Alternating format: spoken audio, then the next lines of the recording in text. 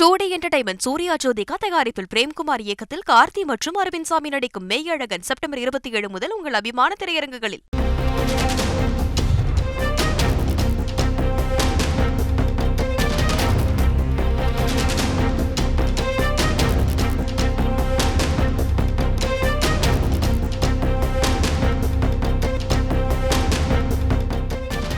இலங்கையின் புதிய பிரதமராக ஹரிணி அமரசூரிய பதவியேற்றுக் கொண்டார்.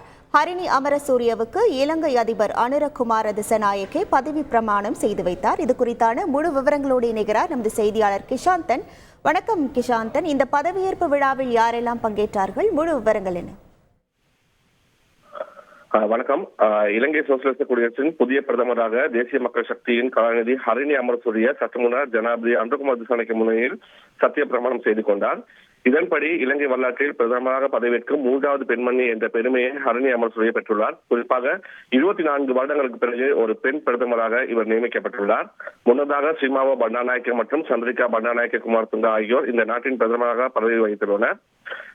இலங்கை ஜனநாயக சோசியலிச குடியரசின் 9வது நாடாளுமன்றத்துக்கு தேசிய மக்கள் சக்தியின் தேசிய பட்டியல் உறுப்பினராக கலாநிதி ஹரிணி அமரசூரிய தெரிவு செய்யப்பட்டார். 1970ஆம் ஆண்டு மார்ச் 6ஆம் தேதி பிறந்த பிரதமர் ஹரிணி அமரசூரிய அரசியல்வாதியாக மாறுவதற்கு முன்னர் உள்நாட்டிலும் வெளிநாட்டிலும் உயர்கல்வி கற்றவர். ஹெடின்பர்க் பல்கலைக்கழகத்தில் சமூக மானுடவியல் முனைவர் பட்டம் பெற்றுள்ளார். 2016ஆம் ஆண்டு பல்கலைக்கழக ஆசிரியர் சங்கத்தில் உறுப்பினராக இணைந்த பின்னர் இலவச கல்விக்கான போராட்டங்களில் கலந்து கொண்ட சமூக ஆர்வலரும் இவர் ஆவார். பல வருடங்கள் சிறுவர் பாதுகாப்பு மற்றும் உளவியல் வைத்தியராக பணியாற்றிய பின்னர் இலங்கை திறந்த பல்கலைக்கழகத்தில் சமூக விஞ்ஞான துறையில் சிரேஷ்ட விருதுகளாக இணைந்து கொண்டார்.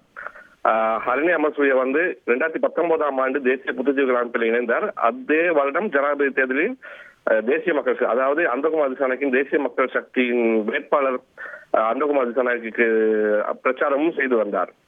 12 ஆகஸ்ட் 2020ஆம் ஆண்டு இலங்கை நாடாளுமன்ற தேர்தலுக்கு பிறகு முதல் முறையாக நாட்டின் 16வது நாடாளுமன்றத்தில் நுழைவதற்காக தேசிய பட்டியல் வேட்பாளராக தேசிய மக்கள் சக்தியில் அவர் பரிந்துரைக்கப்பட்டு தேசிய பட்டியல் வேட்பாளராக இவர் நாடாளுமன்றத்துக்கு வருகை தந்ததையும் குறிப்பிடத்தக்கது. இந்த சூழ்நிலை தான் தற்போது காணப்படுகின்றது. முழு விவரங்களுக்கு நன்றி கிஷாந்தன்.